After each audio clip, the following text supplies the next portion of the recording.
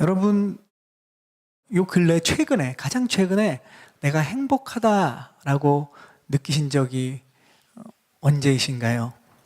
내가 요즘 행복하다. 우리 가족이나 주변에 나 요즘 되게 행복한 것 같아. 이런 얘기를 한 그 기억이 최근에 언제쯤 되십니까? 행복이라는 것 요즘 생각 안 해봤는데 참 먼 기억 같다. 뭐 이런 느낌이 드시는 분도 있을 거고, 나 어제 가족과 함께, 아니면 그냥 내가 기도 안에 행복하다는 느낌을 하나님 앞에 또 고백한 것이 있는 분도 계실 거예요. 행복이라는 것은 우리의 삶에 굉장히 중요한 거지만, 또 어떻게 보면 우리의 인생에 행복을 찾기 위해서 우리가 무언가를 노력하고, 어떻게 보면 일생을 그 행복을 찾아서 다니는 것 같아요. 근데 사람들은 이렇게 생각합니다. 지금 내가 행복하다는 것을 느끼는 순간이 오히려 적고, 내가 이 문제만 해결되면 행복할 것 같다, 이런 생각을 많이 하는 경우가 있습니다. 아니면 이 일만 잘 되면 내가 진짜 행복할 것 같아, 이런 생각을 우리가 한다는 거죠. 그런데 생각해 보면 이 행복을 느끼고 누릴 수 있는 요소가 지금 저와 여러분 가운데 지금 현실 안에 분명히 하나님이 다 주셨다는 거죠. 그런데 우리는 그것을 찾기보다 내가 앞으로 이런 일들이 이루어지면 내가 행복할 것이다 라고 행복을 자꾸 미래적인 것으로 우리가 생각을 하게 됩니다. 그러면 지금 당장 누릴 수 있는 행복의 요소들을 내가 놓쳐버리기 때문에 지금 행복하지 않은 거예요. 그리고 그런 생각을 가지고 있으면 미래에 그때가 돼도 행복해지지 않습니다. 왜냐하면 그때가 돼서 설령 지금 내가 생각하는 일들이 이루어져도 그때는 또 다른 문제와 또 다른 것들이 나에게 필요하다고 생각하기 때문에 그게 해결되면 정말 행복할 거라는 생각을 하게 되는 거죠. 그러면 끝없이 내 행복은 유보가 돼서 정말 우리는 언제 행복을 느끼게 되는지 모르는 거죠. 행복은 지금 우리가 찾아서 누려야 되는 겁니다. 하나님은 우리에게 그런 행복의 요소들을 다 주셨어요. 우리가 발견하고 있지 못하는 거죠. 우리가 보지 못하는 거죠. 우리가 행복하지 못하다고 느끼는 이유 중에 우리가 돌아보면 종종 비교의식이 굉장히 큰 것 같아요. 지금 내가 비교하기 때문에 자꾸 그 비교에 의해서 미래에 내가 그것을 얻은 다음에 행복해질 거라는 생각을 자꾸 한다는 거죠. 우리가 세상을 살 때 알게 모르게 항상 비교합니다. 그리고 알게 모르게 항상 비교당하고 살죠. 우리의 삶이 그렇습니다. 가정에서 태어나서 우리가 가정생활을 제일 먼저 하지 않습니까? 가정에서 살면서 형제들끼리 비교를 당해요. 그리고 또 우리 부모님들이 밖에, 어머님들이 어디 친구들이나 주변 분들 만나고 오면 내가 한 번도 만난 적이 없는 아이와 내가 비교를 당합니다. 그리고 의문의 일패를 당하는 거죠. 그리고 학교에 가면 학교에서도 또 비교를 당하지 않습니까? 특히 한국의 이 학교를 보면 비교하고 경쟁시키는 그런 문화입니다. 학생들에게 선생님들은 이렇게 얘기하죠. 참아라. 대학만 들어가면 네가 지금 그 하고 싶어 하는 것들 다 할 수 있다, 이런 얘기를 하죠. 거짓말입니다. 대학 들어가면 내가 하고 싶은 거, 할 수 있는 거 다 못합니다. 참으라고 하기 위한 일종의 그러한 이야기죠. 뭐 그 분들 보면 물론 우스갯소리 같지만 실제로도 일어나는 일이지만 10분만 더 공부하면 미래의 너의 아내의 얼굴이 바뀐다. 미래의 네 남편의 얼굴이 바뀐다. 뭐 남편의 직업이 바뀔 것이다. 10분만 더 공부해라. 뭐 이런 급훈도 있다고 합니다. 대부분 우리가 자라면서 자꾸 비교당하고 무언가 내가 경쟁사회에서 더 앞서야 되고, 이런 것들이 우리의 삶에 어떻게 보면 태어나서 가정에서 자라고 학교 생활을 하면서 그런 것들이 계속 알게 모르게 우리 안에 영향을 주고 또 세뇌가 되는 거죠. 그리고 나서 일터에 가면, 세상에 나가면 또 똑같이 비교당하는 것은 변함이 없습니다.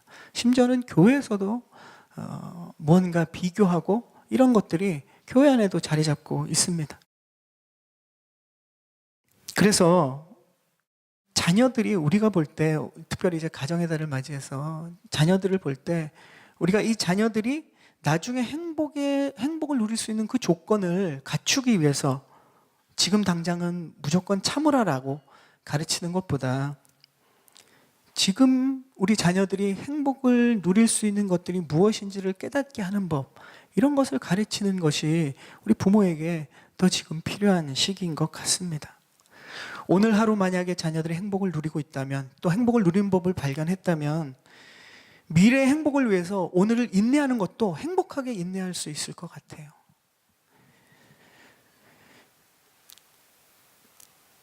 우리가 세상에서도 끊임없이 비교를 하고 비교를 당하는데, 분명한 사실은 비교를 할 때 만족하는 사람은 아무도 없다는 거죠.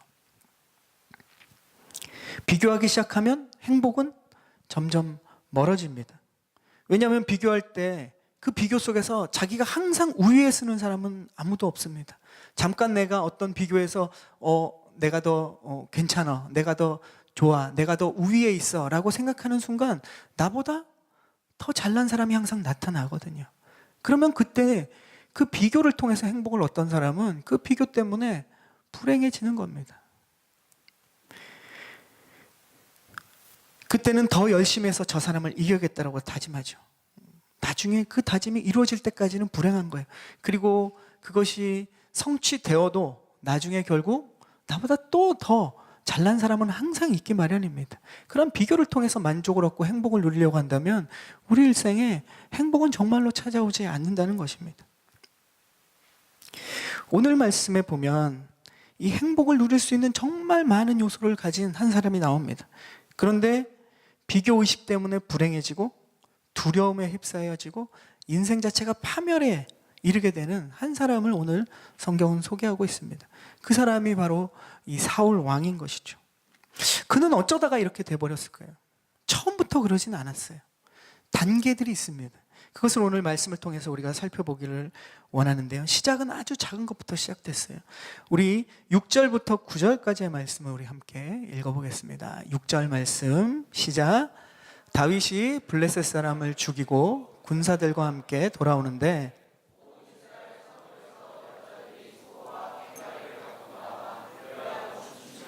사울왕을 맞았습니다. 그들은 춤을 추며 이렇게 노래했습니다. 사울이 죽인 사람은 수천 명이요 다윗이 죽인 사람은 수만 명이라네. 사울은 이 노랫소리를 듣고 몹시 불쾌해 화가 치밀었습니다. 속으로 다윗에게는 수만 명이라더니 내게는 고작 수천 명뿐이라는구나.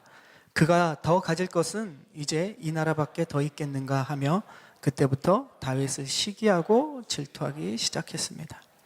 자, 다윗은 지난주에 우리가 본 것처럼 어떤 인물입니까? 이스라엘 모두가 벌벌 떨었던 전쟁에서 완전히 사기가 떨어지고 패할 수밖에 없는 그 위기에서 골리앗을 무찌르고 이스라엘을 그 위기에서 건져냈죠. 그리고 블레셋으로부터 대승을 일으켰습니다. 그래서 다윗은 그 전에 왕궁에 사실은 출퇴근하던 사람이었어요. 음악을 연주하면서 사울을 위로하던 그런 아이였는데 이제 이 골리앗을 무찌른 사건을 통해서 이제 왕궁에 상주하는 사람이 됩니다. 그리고 사울은 그 전과를 높이 사서 그 전쟁에서 승리한 그 공을 높이 사서 이제 군대의 장관의 자리에, 그 장군의 자리에, 장수의 자리에 앉혔습니다. 그래서 다윗은 이제 전쟁터에 나가서 싸우기 시작했어요. 사울 왕을 위해서 열심히 싸웠습니다. 가는 곳마다 승리를 가져왔죠. 그런데 문제는 이때부터 시작되는 거예요. 승리를 거두면 어떻게 됩니까? 개선 행진을 하죠. 사울 왕이 앞에 서고 장수들과 군사들이 쭉 승리를 가지고 돌아옵니다. 그러면 이제 백성들이 막 환호하고 춤추고 노래하고 이 전쟁에서 싸운 군인들을 격려합니다. 그런데 노래를 불렀어요. 여인들이 춤추면서 노래를 하는데 노래 내용이 오늘 우리가 읽은 것처럼 사울이 죽인 적은 1000명인데 다윗이 죽인 적은 수만 명이라는 거죠. 이 노래 가사에 사울왕은 귀가 번쩍 뜨입니다. 유행가를 잘 듣고 있어요. 그러더니 그것을 묵상하기 시작합니다. 노래를 묵상하니까 사울의 마음이 어떻게 됩니까? 뒤집어지는 거죠. 사울은 다윗과 자신을 비교하기 시작합니다. 비교하니까 결과가 어떻게 됩니까? 사울이 망가지기 시작하는 거예요. 사울은 화가 나고 마음에 시기와 질투가 일어났다라고 성경은 이야기합니다. 원래 사울은 비교해서 별로 이렇게 꿀린 적이 없는 사람이에요. 비교해서 진 적이 없어요. 왜냐하면 그는 외적으로 태생부터 탁월하게 태어났습니다. 다른 사람보다 머리 하나가 더 있었어요. 그 정도로 덩치가 좋고 키가 컸습니다. 얼굴은 이스라엘에서 제일 잘생겼다고 성경에 나옵니다. 그냥 얼짱 정도가 아니라 얼짱 중에 얼짱이에요. 그러니까 외모적으로 이스라엘에서 자기가 비교해서 진 적이 없는 사람이에요. 그리고 그는 신분은 어떻습니까? 왕이었습니다. 이제까지 이스라엘에는 왕이 없었어요. 그러니까 이 사울이 봤을 때 힘과 권력과 위치로는 이제까지 자기가 비교해서 진 적이 없는 사람이에요. 그러니까 반에서 맨날 1등 하다가 한번 2등 하면 우린 2등이라도 한번 해보고 싶은데 반에서 맨날 1등 하다가 2등 한번 하면 그걸 못 견디는 사람이 있죠. 사울이 그런 사람인 거예요. 한 번도 꿀린 적이 없는데 어디 어린아이 같은 아이가 와가지고 이제 장수가 되고 사람들이 노래하는 얘기를 들어보니까 나보다 훨씬 낫다라는 거예요. 사울은 이 비교 의식 속에서 이제 점점 파괴되어져 가고 있습니다. 다윗이 나보다 더 잘 나간다고? 이런 생각을 한 거죠. 사실 자신이 거느리는 장수가 잘 나가면 어떻게 됩니까? 왕으로서 자기가 그 장수를 거느리고 있기 때문에 자기가 지금 다스리고 있는 이 나라가 부강해지는 거지 않습니까?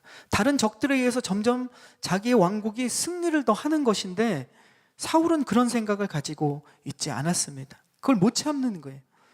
어리석은 사람은 자신에게 도움이 되는 사람이 내 주변에 있는데 그 사람을 내 편으로 나와 함께하는 동역자로 끌어들이지 못하고 그것을 못 참고 내치기 시작하는 거예요.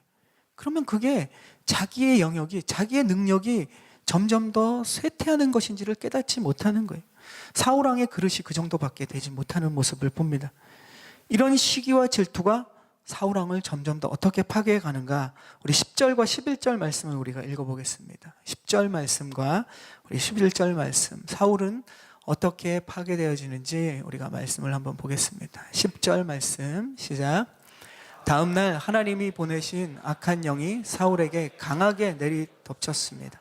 사울이 발작이 도져 집안에서 소리 지르며 다니자 다윗은 평소같이 하프를 켰습니다.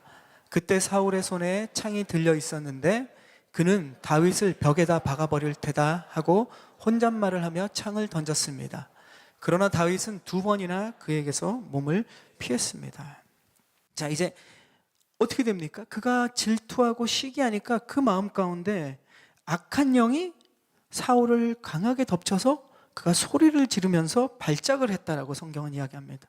이 말씀 전에 보면 2장 전에 보면 사울은 원래 있었어요. 그런 문제가 뭐냐면 하나님 앞에 끊임없이 거짓말하고 또 선지자인 사무엘에게 거짓말하면서 자기 욕심과 탐욕을 채우기 시작할 때 하나님의 영이 그에게서 떠나고 악한 영이 그에게 들어왔다라고 성경은 얘기합니다. 그래서 그 악한 영의 괴롭힘을 받았어요. 근데 그때마다 다윗이 와서 하프를 켰거든요. 하프를 켜니까 그러한 악한 영이 떠나갔다라고 성경은 이야기합니다. 근데 지금은 오늘 말씀을 보면 상황이 더 악화된 거예요. 악한 영이 그에게 이제는 강하게 덮쳤습니다. 그가 시기와 질투를 가지니까 더 이제 그 안에 악한 영이 역사하는 거예요. 이제는 다윗이 하프를 켜도 듣지 않습니다. 이유는 무엇입니까? 비교에서 시작되어서 질투와 시기가 자기 생각을 다 장악하게 되니까 이제 이런 악한 영의 움직임에 그대로 끌려다니는 모습을 보게 되는 거죠. 시기와 질투가 사울을 미치게 만드는 모습을 보게 됩니다. 악한 영은 갑자기 멀쩡한 사람에게 아무나 들이닥쳐서 그 사람의 의지와 상관없이 갑자기 그 사람을 그렇게 병에 걸리게 만들지 않습니다. 우리 주변에 악한 영에 들린 사람도 보면 처음에 분명히 계기가 있어요. 악한 영은 우리처럼 그냥 멀쩡하게 있는데 갑자기 들이닥쳐서 우리를 묶지 않습니다. 우리 안에 분명히 악한 이러한 영이 역사할 때는 그러한 조짐들이 있어요. 우리의 영이, 우리의 마음이, 우리의 정신이 무언가 흔들릴 때 그때부터 악한 영은 그것을 틈타고 역사를 하는 겁니다. 예를 들면 그 사람의 영혼이 건강하지 못할 때 그 속에 탐욕이나 음란이나 거짓이나 속임수가 내 안에 자꾸 찰 때 그것을 틈타고 악한 영은 들어옵니다. 미움과 시기와 질투의 마음이 가득 찰 때 악한 영은 그것을 틈타고 우리 안에 강하게 역사하기 시작하는 거죠. 또 어떤 사람들은 두려움이 가득할 때 그 두려움을 가지고 틈타서 악한 영은 역사하는 것을 보게 됩니다. 그래서 예수님께서도 비유하시기를 우리의 영혼의 집을 거룩하게 할 때 하나님의 말씀으로 가득 채워서 우리의 영혼이 건강하게 생명을 얻지 못하면, 이 말씀을 먹으면서 우리가 영혼이 건강하게 자라지 못하면 악한 영은 언제든 틈탈 수 있다는 거예요. 그래서 우리를 자꾸 거룩하게 하고 하나님의 말씀으로 채우라는 것입니다. 사울왕은 지금 자기 마음 안에 비교를 통해서 시기와 질투와 미움과 분노를 쌓아가니까 악한 영이 그것을 틈타고 더 강력하게 지금 역사하고 있는 것이죠. 시기와 질투가 이제는 발작을 일으켰습니다. 그리고 살인의 충동을 일으켜요. 그래서 다윗을 향해서 창을 던집니다. 2번이나 던지고 그러나 실패하죠. 그리고 또 사울은 어떤 감정을 느끼게 되는가? 12절 말씀과 15절 말씀에 나오는데 그 2절의 공통된 단어는 두려움입니다. 왕인 나를 치고 왕이 될지 모른다라는 다윗에 대한 생각이 자꾸 그를 사로잡았어요. 그리고 그는 자꾸 두려웠습니다. 다윗은 지금 그럴 생각이 없어요. 일어나지도 않은 일을 다윗에 대해서 사울은 상상하기 시작합니다. 이것을 심리학적으로는 뭐라 그럽니까? 망상이라고 하는 거예요. 일어나지 않은 일을 자기가 생각합니다, 자꾸. 그리고 진짜 일어날 것처럼 얘기하고 일어난 것처럼 생각합니다. 그리고 지금 그것을 막으려고 사울은 다윗에게 창을 던지는 거죠. 제가 지금 나를 밀어내고 왕이 되려고 하는구나. 망상 안에 사로잡히게 되는 겁니다. 자, 여기에 이러한 심리학적인 또 우리의 영혼에 패턴이 한 가지가 나옵니다. 사람이 그 영혼이 망가지는 패턴을 사울은 지금 보여주고 있어요. 비교로부터 시작됐죠. 그리고 시기와 질투가 일어납니다. 거기에서 미움과 살인의 충동이 일어나죠. 그리고 악한 영에게 큰 괴롭힘을 당하고 마지막에는 결국 뭐냐? 두려움에 휩싸여서 평생을 살아가는 인생을 사울은 적나라하게 보여주고 있습니다. 자, 사울의 반응이 정상적일까요? 다윗이 이런 모습에 대해서 주변 사람들의 반응은 어떻습니까? 사울과는 전혀 달라요. 다윗의 용맹함과 전투의 승리에 대해서 성경은 모두가 기뻐했다라고 밝히고 있습니다. 백성들도 그리고 사울의 신하들도 기뻐했다. 이렇게 성경은 얘기해요. 심지어는 요나단은 어떻게 합니까? 사울 왕의 아들인 요나단은 이 다윗을 자기 몸처럼 사랑하고 의형제를 맺습니다. 그리고 자기의 가진 가장 좋은 것, 왕자로서의 누릴 수 있는 이 모든 갑옷과 혁대와 칼과 이 모든 것을 다 다윗에게 줘요. 사실은 사울보다 요나단이 볼 때 다윗은 경쟁자입니다. 근데 요나단은 그렇게 반응하지 않아요. 아무도 다윗에 대해서 그런 생각을 하고 있지 않아요. 이 사람은 우리에게 필요한 사람이고 하나님이 보내신 사람이고 우리 이 이스라엘에 정말로 필요하고 좋은 영향을 끼치고 있는 사람이다 라고 모두가 생각하는데 단 한 사람만 그 생각을 하지 않고 있는 거예요. 정반대 생각합니다. 제가 나를 망가뜨리고 이 이스라엘을 잡아먹을 사람이다. 사울만 그 생각을 해요.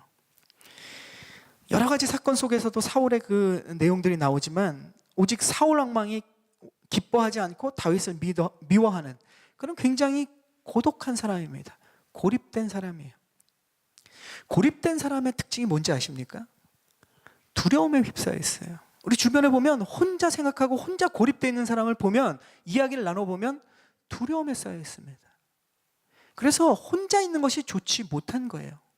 성경은 분명히 하나님께서 인간을 만드실 때 혼자 있는 것이 좋지 못하다라고 얘기했습니다. 이것은 결혼만을 이야기하는 것이 아닙니다. 모든 하나님이 만든 하나님 자신도 이 삼위일체 하나님이 함께 사역하시는 것이기 때문에 하나님의 이러한 모습을 닮은 인간을 창조하시고 인간도 함께 할 때 건강하고 인간도 함께 할 때 그 안에서 하나님의 놀라운 능력이 나타나는 거예요. 혼자 있는 것은 굉장히 위험한 것입니다. 신앙생활도 또 가정생활도 또 아니면은 여러분의 어떠한 일을 할 때 일터에서도 혼자 무언가를 결정하고 혼자 행하는 사람은 위험할 수 있는 겁니다. 고립되어 있는 사람은 바로 그 두려움 안에 있는 거예요. 두려움에서 벗어나는 길은 먼저 하나님께 달려나가서 하나님과 내가 함께 해야 되는 거예요. 그리고 주변의 믿음의 사람들과 함께 하면서 그들로부터 용기를 받고 또한 용기를 주고 사랑을 받고 사랑을 줄 때 그 영혼은 건강해지는 겁니다. 오늘 우리는 이스라엘의 왕으로서 가장 큰 권력과 재력과 외적인 외모를 가지고도 행복을 전혀 누리지 못하는 한 사람을 우리는 보았습니다. 우리에게는 정말로 이런 사울처럼 더 많은 것을 가지는 것이 중요한 것이 아니라 지금 내가 가지고 누리는 것이 무엇인지를 발견하고 그것을 내가 누릴 수 있는 사람, 그 사람이 행복한 사람인 겁니다. 하나님께서는 이미 저와 여러분에게 그러한 행복을 주셨어요. 우리는 믿음 안에서, 말씀 안에서 나에게 주신 것이 무엇인지를 발견할 때 진짜 하나님 주시는 행복들을 우리가 누릴 수 있는 겁니다. 그리고 그것을 깨달을 때 항상 기뻐할 수 있는 것이고 범사에 감사할 수 있는 거죠. 내가 나중에 뭔가를 이루면 내가 행복할 것이다 라고 하는 사람은 지금 항상 기뻐할 수도 없고 범사에 감사할 수도 없는 거예요. 그리고 지금 내가 누릴 수 있는 그 많은 축복들을 다 놓쳐버리는 사람이 되는 겁니다. 또 한 가지 우리가 오늘 말씀을 통해서 발견한 사실은 사울이 모든 행복을 잃어버리고 그가 결국 얻게 된 것은 무엇인가라는 것이죠. 성경은 두려움이다라는 것입니다. 사울은 이제 두려움 속에서 평생을 살아가게 되는 거예요. 사랑하는 성도 여러분, 여러분이 지금 가지고 계신 두려움은 무엇입니까? 하루를 시작할 때 내 안에 드는 근심과 걱정은 뭡니까? 가족을 생각할 때, 자녀를 생각할 때, 내가 일터에서 내가 항상 내 머릿속에 갖고 있는 근심과 두려움은 무엇입니까? 그것은 하나님이 주신 것이 아닙니다. 세상에서 여러분이 끌어안은 거예요. 하는 일이 더 잘 돼서 돈을 더 많이 벌어야 행복할 텐데, 아니면 자녀들이 더 좋은 성적을 얻어야 내가 행복할 텐데, 이런 걱정과 두려움이 있다면 이것은 하나님으로부터 온 것이 아니라는 거죠. 그때 우리가 해야 되는 반응은 무엇인가? 오늘 내가 있기까지 얻은 것들을 생각해 보는 겁니다. 내가 오늘 지금 이 시간에 있을 때까지 하나님이 나를 어떻게 돌보셨는지, 나에게 무엇을 주셨는지를 생각해 보는 사람, 이것이 이 두려움에서 벗어나는 거예요. 그리고 행복을 찾을 수 있는 방법입니다. 지금까지 도와주신 하나님께서 앞으로도 내가 꿈꾸고 계획하는 일들에 항상 주님이 함께 하실 것이다 라는 그 믿음을 가져야 됩니다. 하나님이 어떤 분이십니까? 세상 모든 것을 창조하시고 그 모든 권세와 능력을 가지고 계신 분이에요. 그 능력을 가지고 계신 분이 우리와 날마다 함께 하셨고 앞으로도 우리와 함께 하실 것이라는 겁니다. 믿으십니까? 이 믿음이 없으면 우리는 행복할 수 없어요. 이 믿음이 없으면 우리는 평안할 수 없습니다. 세상의 것으로 우리 절대 평안할 수 없어요. 그걸 쫓다가 그냥 일생이 끝나는 겁니다. 이 믿음이 있으면 우리는 평안하고 행복하지만 이 믿음이 흔들리면 우리가 누릴 수 있는 행복은 아쉽게도 없어요. 그래서 어떻게 보면 우리는 우리 앞에 지금 놓인 두려움이 문제가 아니라 우리 앞에 내가 지금 이 놓인 상황 속에서 내가 어떤 믿음을 가지고 있는지가 문제입니다. 믿음이 없는 것이 문제지 두려움 자체가 우리의 문제는 아니라는 거예요. 여러분에게 두려움이 문득문득 찾아올 때마다 하나님 앞에 이러한 나의 두려움을 고백해 보십시오. 기도는 그럴 때 정말 더 소중하고 필요한 것입니다. 주님, 내 마음이 두렵습니다. 이 마음은 하나님께서 주신 마음이 아닌 것을 내가 압니다. 하나님이 이 모든 만물을 지으시고 다스리시고 내 인생을 다스리시는 분이심을 내가 믿습니다. 그 능력이 하나님이 내 삶을 책임져 주실 줄로 믿습니다. 이런 기도가 우리 안에서 나오면 세상이 줄 수 없는 평안이 우리를 붙잡기 시작합니다. 그리고 우리에게 진짜 행복이 무엇인지 우리로 알게 하시고 누릴 수 있도록 인도하십니다. 우리는 그 주님을 만나야 돼요. 그 주님을 믿어야 되고 그 주님을 붙들고 하루하루 살아가야 됩니다. 그럼 날마다 우리 안에 행복이 있는 거예요. 그것을 놓치면 우리에게 행복은 언제 찾아올지 모릅니다. 사랑하는 여러분, 오늘 이 사울의 어리석은 모습, 또 어떻게 보면 비참한 모습을 보면서 우리 안에 이것을 타산지석으로 삼아서 우리 안에 지금 하나님이 주신 축복이 무엇인가? 내가 지금 누릴 수 있는 행복이 무엇인가를 발견하는 저와 여러분 되기를 축복합니다. 아멘. 그리고 두려움이 찾아올 때마다 그 두려움을 하나님께 끊임없이 맡기세요. 맡기다 보면 하나님이 우리 안에 두려움을 걷어가시고 평안으로 채워주실 줄로 믿습니다. 아멘.